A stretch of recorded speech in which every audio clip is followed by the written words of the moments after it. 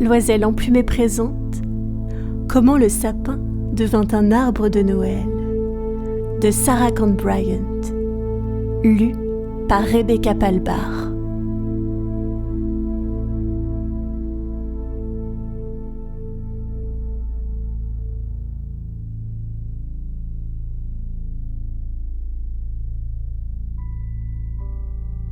Quand vous vous serrez autour du sapin de Noël et que vous regardez avec des yeux avides les jouets suspendus à ses branches, vous êtes-vous jamais demandé pourquoi c'est cet arbre-là, et non un autre, qui est toujours choisi pour faire un arbre de Noël?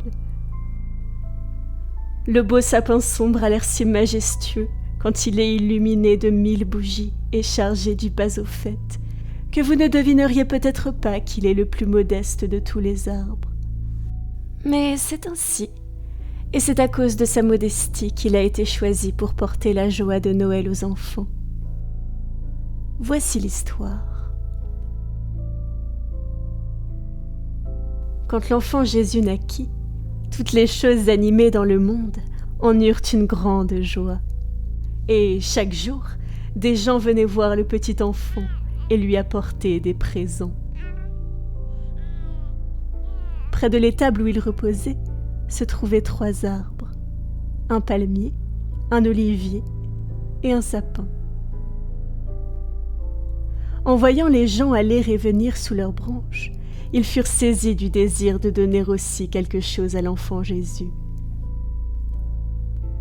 Le palmier dit : « Moi, je vais prendre ma plus grande palme et je la mettrai près de la crèche pour éventer doucement le petit enfant. » « Et moi, dit l'olivier, je presserai mes olives pour oindre ses petits pieds. »« Que puis-je donner à l'enfant, moi ?»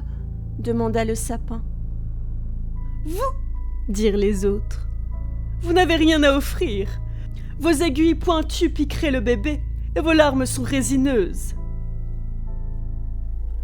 Le pauvre sapin se sentit très malheureux et il dit avec tristesse : « Vous avez raison. Je n'ai rien d'assez bon pour être offert au petit enfant. » Un ange se tenait là tout près, qui entendit ce qui se passait. Il eut pitié du sapin, si humble et si dépourvu d'envie, et il résolut de l'aider. Tout en haut dans le ciel, les étoiles commençaient à briller.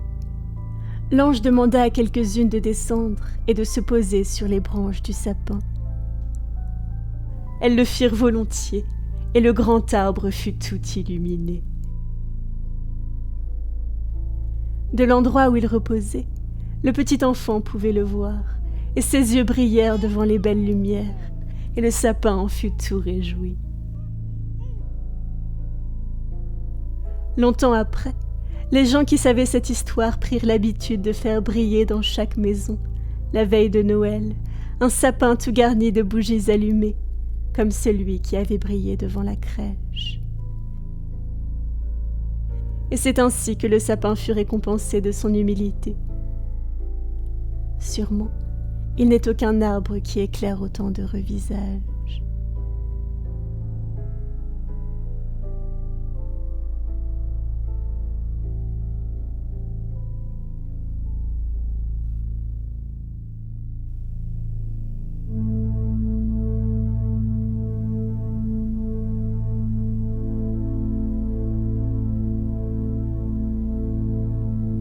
Merci pour votre écoute.